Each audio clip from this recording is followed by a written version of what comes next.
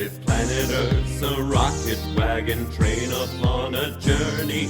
And what if aliens don't fight an actress named Curdy? We're not a bunch of geeks who live in basements, sleep on futon's, but who wouldn't stream our podcast if we're calling it Space Croutons. It's an intergalactic, robot automatic, moon dust sporadic trip around the sun. It's a totally terrific, proven scientific, freaking fantastic phaser set to fun. It's Space Croutons. We think. Get your spacesuit on. It's pink. We're triple cute. On that you can rely. And once you've tossed your salad in your flying saucer, it's valid to add Space Croutons for lunching with Lucy in the sky. With Neil Diamond? Lucy in the sky. I love Neil Diamond. Lucy in the sky. No, not Neil Diamond. With Space Croutons. Salutations Space Croutons listeners, this is SALI with another episode of Space Croutons, once again without our friend Curdy Clammerwood but joined by my young friend Seiver, podcasting today from the AV Club studio at Grover's Mills Middle School. A shout out to my crouton crew. We are in the house. Seiver has been sifting through our older episodes looking for clues regarding Curdy's disappearance. Yeah, so I'm not sure I found anything exactly, but I'm wondering. Wondering about what? About these quardacs. What exactly are they? Well, Seiver, you mentioned the other day that you play video games, right? Yeah. So these quardacs would be like collecting the rarest of your video game weaponry. You mean like the phantom bow or Jeremiah's lightning crystal? Throw in the cranium basher and the diamond Weisenheimer and you get the idea. So that's why all these people are trying to find them? To win the game? Some believe these quardacs will bring them ultimate power. Others seek to reverse what they believe are bad things the quardacs brought about. Still others are keeping their motives secret for now. That is what Curdy was trying to figure out, and I think why he vanished. He was getting too close to the truth. Dude, that's so wig. That's why everyone is being so extra, huh? I mean, big yikes. Allow me to translate. What Seiver said so eloquently is, man, that's so amazing. That's why everyone is being so dramatic and over the top, huh? I mean, yikes, only larger. Yeah, I mean, no cap? As my translator application is currently working in overdrive, this is a good opportunity to pop in today's sponsor. Here are the overdubs with Famous for Being You. With thoughts right off the top of your head, and post it to your local thread. You pick at people's scars, and then you say you're sorry. You didn't mean exactly what you said.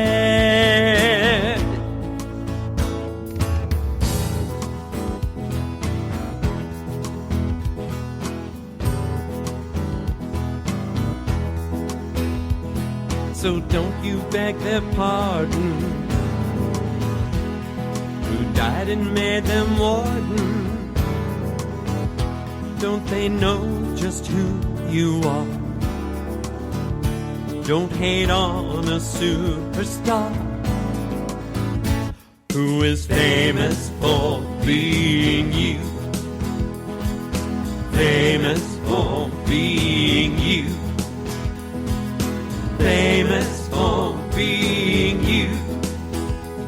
So famous for being you.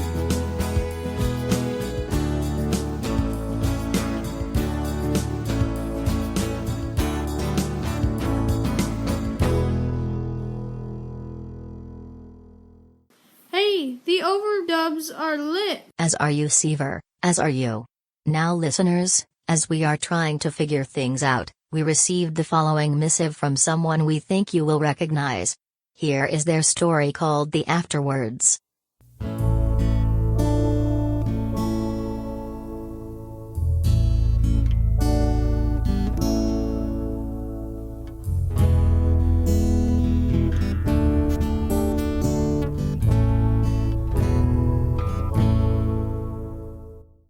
He, came to me again in my dream last night.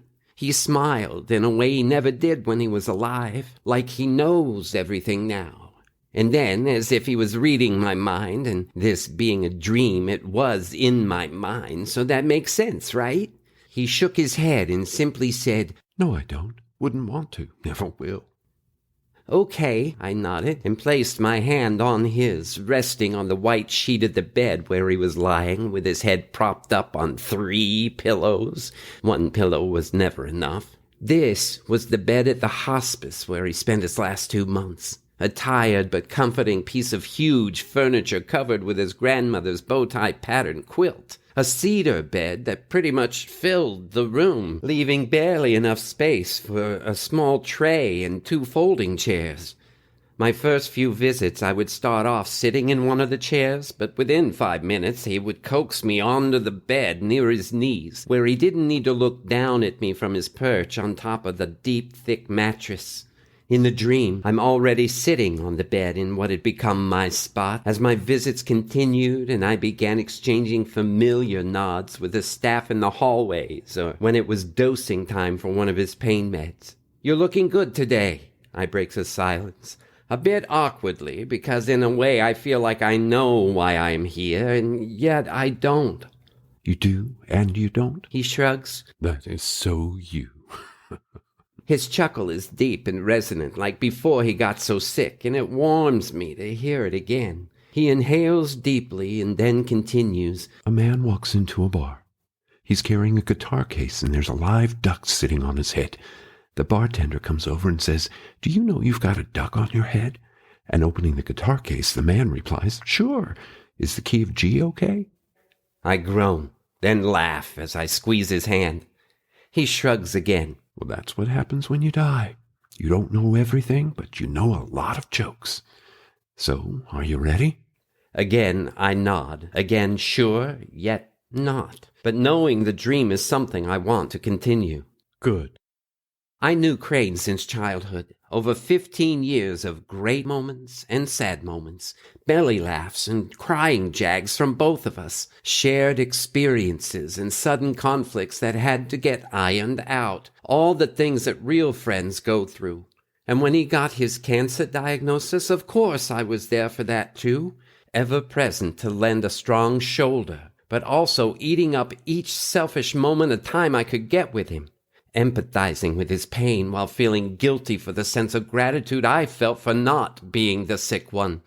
One of the coolest things about Crane was his understanding that I, and everyone else for that matter, are filled with these opposing drives and motivations, and he blamed me, us, everyone, for none of it. Pulling his hand from under mine, he threw the quilt back, revealing a vivacious, fully clothed in jeans and t-shirt body as he bounded from the sick bed, slapping the floor with his feet, which were instantly socked and shoed. Dreams, right? I slid down from the bed and followed him out the door, and immediately we were in a conference room with windows looking out over Central Park. I wonder at how I would know this, as I have never been to New York City, and yet the conference room was familiar. On the whiteboard, wait, it's changing colors every 10 seconds or so, and with it the dry erase marker ink also changes to a contrasting color so we can continue to see what's been drawn on it. Anyway, on the whiteboard are easy-to-recognize Crane sketches of a series of objects. A Rubik's Cube, a rabbit's foot, a pocket watch, gemstone, quarter, medallion, a mood ring, a dog collar, Yeah, I know. It's supposed to be a banana hanger. He points at it and shrugs. He does that quite a lot in my dreams, I notice. They're really difficult for me to draw. Then, below those drawings are 2 large X's. And those, I am not wanting to be too helpful and hope we don't figure things out too fast, as I selfishly want this dream to last as long as possible. You know, and yet you don't, right? I stick out my tongue. Crane is really enjoying this way too much, which makes me smile. Yeah, I do. These are what have been found and identified, and those, indicating the X's, are what still need to be found and identified. He claps his hands with joy. You got it. And we want to find and identify these objects because... Because? He gestures like he's pulling the information from my brain. I sigh and continue. Because they do things, and the aliens want them, and the government wants them, and some billionaires want them, and the saviors of the world want them, and the power mongers want them. I'm impressed that some of these words even come out of my mouth. Not my typical vocabulary. Dreams, right? So, what do they do? I point to the rendering, still changing color, as the board does. Ah, great question. Are you going to answer it? Are you? He hasn't had this much fun since before his diagnosis. Each one has a power to make something happen, alter time or space, or open some kind of wormhole, or affect reality. Or just create an electrostatic charge. Like when you scruff across the carpet in your socks and then touch a doorknob? That's kind of a letdown, isn't it? Is it? Sorry, they do what they do. Well, that's just half the story, yes, Crane? Like when you put the objects together, bringing them into proximity with each other, they generate new and even more powerful phenomena? 2 items, or 3, or 4? What are we talking here? We don't really know exactly, but from what's been seen, it is undoubtedly more than we humans can handle. We've been warned that this will change the world as we know it, and that's not necessarily a good thing. Are we sure it's a bad thing? I can play the game too, right? Well, that's quite a conundrum. Still, identifying and acquiring these is the short-term goal in order to protect them and us. Sorry, I'm dead, I keep forgetting. From harm. Crane grabs a marker and draws a circle around the top items. These we know about, but are having a difficult time getting them locked down. They keep getting taken by one party from another, and it's been a challenge keeping score. The good news is that no one has more than 1 or 2 of them, and the items themselves seem to have a protection ability if they get too close to each other. But these, he points to the X's, well, these are the big mystery and your top priority. Well, how am I supposed to locate something that I don't even know what it is? You know, you keep asking questions, but you're in charge here. Okay. So, I would imagine there must be a way to search for the X's by figuring out how to measure their powers and track them that way. Good. You're halfway there. Put your hand up to the banana hanger I've drawn. I did as he asked, and the drawing began to pulse and glow while the board continued to change color, and the object became more opaque and 3-dimensional. I could see the object in 3D as if it were being projected in front of the board. Hey now, that's impressive, I smiled. I can almost feel a little tingle in my tummy. I giggle now, and I like this dream. Now, put your hand near the first X. The projection fades as I move my hand away from the banana hanger drawing, toward the X on the left. It starts pulsing and glowing like the other rendering, but this time, instead of an object projecting in front of me, I get a picture of a place, not fully realized, but just enough detail to make out signage on a wall. San Diego Airport. The tingle is rumbling in my abdomen like before. So, what's this? Some kind of ESP geocache thing? You've always joked that you were psychic. No, I always said psychic, remember? Telepathetic powers? But I can't so much as bend a spork. So how is this happening? Well, it turns out that you are a very good space wave Geiger counter. Probably all those formative years living near 3 Mile Island. Who knows? Maybe. Thanks for taking this on. What makes you think I've agreed to do this? He just frowns and shrugs. Right, it's my dream. So, what do I do with these things if I find one? Encase it in any kind of titanium receptacle. That will shield it from any of the other objects in close proximity, which will be safer for you for obvious reasons. So, why me? If there are others who've been looking for these things for who knows how long, why am I doing this now? Well, there are some who happened on the items by chance, and others who were brought into this like you are now, but turned out to be untrustworthy. And the aliens? What aliens? Hey, it's my dream, remember? If I think there are aliens, then there are aliens. Right. We don't know exactly, but not knowing is why we need to do what we need to do to be safe. Comprende?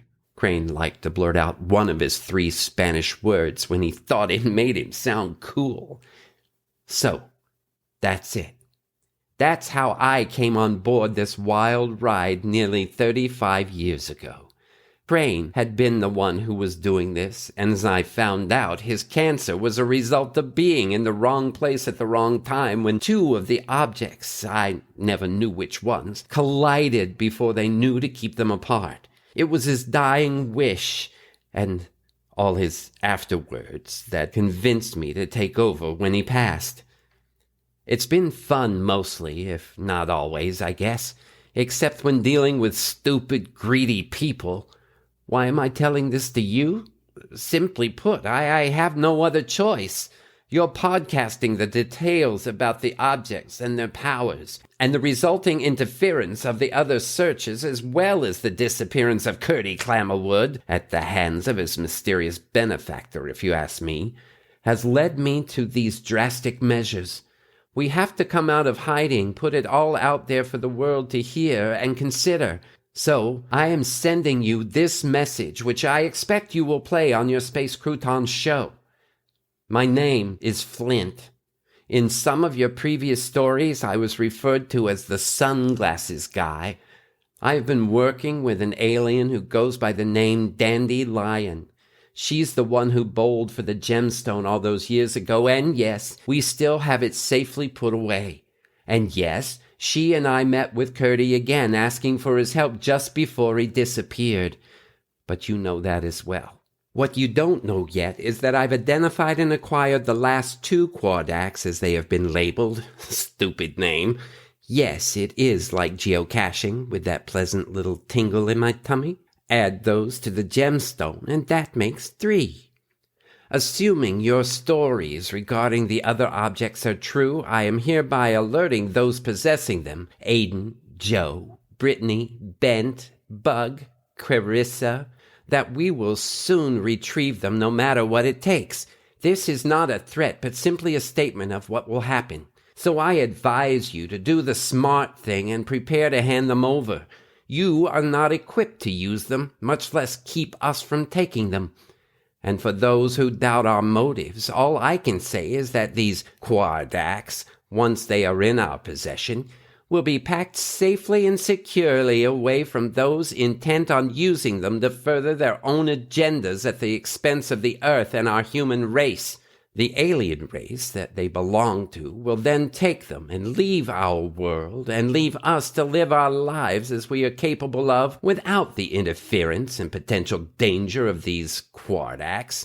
And let's face it, the knowledge we have acquired in the search and attempts to manipulate these objects has already advanced Earth's science and technology well beyond where they would have been had this not happened in the first place. The revelation of the alien constellation alphabet and mathematical musical tonal translations alone will push our understanding of time and space far ahead of what we knew before. So, we have gained something from this after all. You must trust me when I tell you that I am human too, and I know I am doing the right thing. If I were not absolutely sure of this, I would not have become a part of it. The alien race I have dealt with has shown only a desire to retrieve what is theirs and to bother us no further.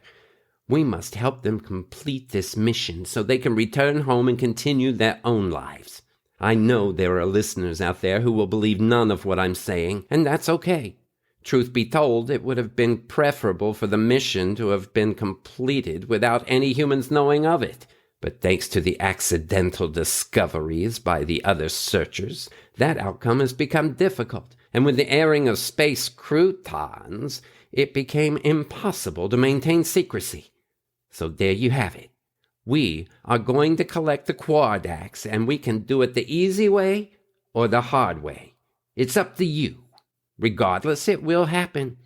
Thanks for listening, and for you other searchers, prepare to hand over the goods. That is all.